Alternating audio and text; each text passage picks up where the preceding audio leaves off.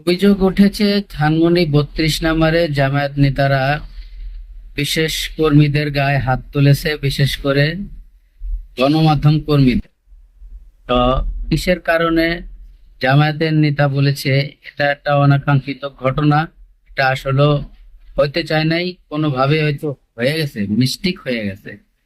আসলে ওখানে বিভিন্ন দলের লোক অংশগ্রহণ করেছিল, কিটা কোন সময় কোন আল লাগাই দিছে কেউ হয়তো জানে না। ভিডিওটি প্রচুর পরিমাণে শেয়ার করে দিয়ে লীগের প্রতিষ্ঠা বার্ষিকী উপলক্ষে প্রধানমন্ত্রী শেখ হাসিনা ভারত থেকে কলকাতায় বলেছে যে কাউকে এই বাংলাদেশে ছাড় দেওয়া হবে না, প্রত্যেকটাকে চিনে রেখেছি এবং টার্গেটে আছে, প্রতিটা মানুষকেই আমরা দেখে নিব, বিশেষ করে যারা আওয়ামী লীগের বিপক্ষে শত্রু হয়ে কাজ করেছে। এটা হচ্ছে আওয়ামী লীগ অর্থাৎ জাত সাপ।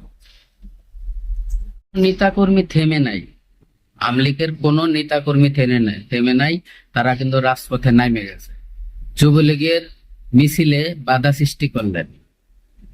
তো নিউজটি আপনারা হয়তো দেখেছেন, তবে কিন্তু তারা কিন্তু থেমে নাই, বেশি দিন হয়ও নাই, জানি না আগামী দিনের জন্য তারা কি করতে চলেছে।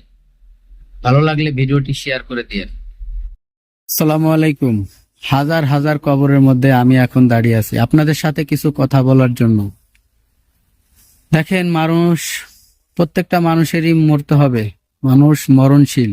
আর এই জায়গাগুলা দেখেন, আমার পিছনে, আমার সামনে পিছে হাজার হাজার, মনে করেন লক্ষ লক্ষ কবর আছে, লক্ষ লক্ষ। আমি তো একটা জায়গায় একটা গলিতে দাঁড়িয়ে আছি, চতুর সাইড দিয়ে কবর, এখানে কিন্তু একটার পাশে একটা কবর। ভিআইপি এলাকায় ঢুকছি আমি। তো এই জায়গাটা একসময় সবারই আসতে হবে, তাই এই কবরবাসীদের জন্য সবাই দোয়া করবেন।